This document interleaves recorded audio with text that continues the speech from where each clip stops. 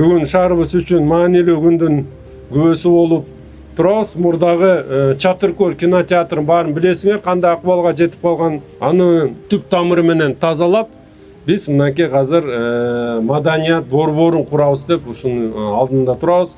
Чатыркөлдүн да тарыхы абдан чоң. 1967 жылы ачылып 600 орунду болчу. Өзүнүн кызматын биздин Бишкек шаарынын тургундарына, ушу маданият тармагына, кино көрсөтүү тармагында аябай көп чоң кызматын жасаган. Бирок акыркы жылдары баарыңар билесиңер, кандай акыбалга жетип, бир да иш чара өтпөй, жана ичи дагы мындай жаман көрүнүшкө душар болгон. Андан сырткары акыркы окуясы бул өрт чыккан болчу. Көп сөз айтылып атты, мен алдын ала айтып коеюн, эч кандай турак жай курулбайт бул жерге, көп кабаттуу турак жай курулбайт, мына маданият борбору курулат, Чатыркөлдөн кем эмес. Убагында эсиңерде жаштык аренандагы биз баштап атканда көптөгөн күмөн мындай болгон, баары айтып, ой кантип курмак эле мындай имаратты. А негизи мына 1 жыл 2 айда биз аны бүтүрүп ишке киргиздик.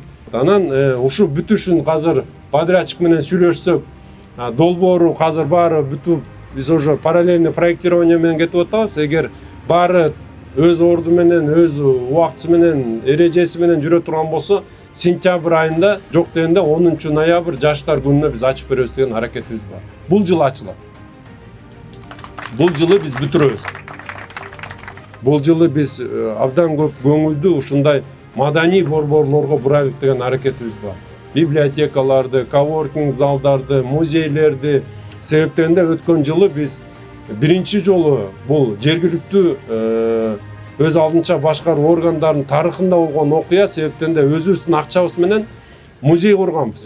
Шаарда эми мектеп куруш керек, бала бакча куруш, мен кошулам, бирок ошо менен кошо биз ушундай маданий борборлорду дагы биз куруп жана шаардыктарга шарт түзүп бериш керекпиз. Ошондуктан мен баарына кайрылып кетет элем, биз дагы ушул курулуштарды сапаттуу, ыкчам, өз убагында бүтүргөнгө аракет кылабыз. Рахмат көңүл буруңузга.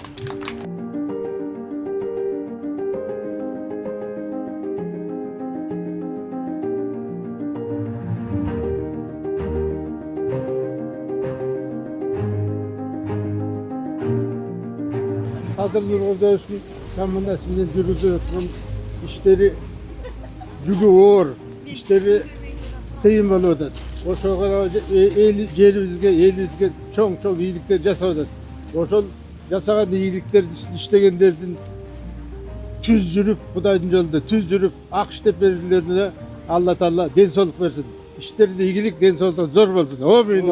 Рахмат. Айтканыңыз келсин. Берге чоң рахмат. Рахмат. Расерге рахмат келип бергениңерге.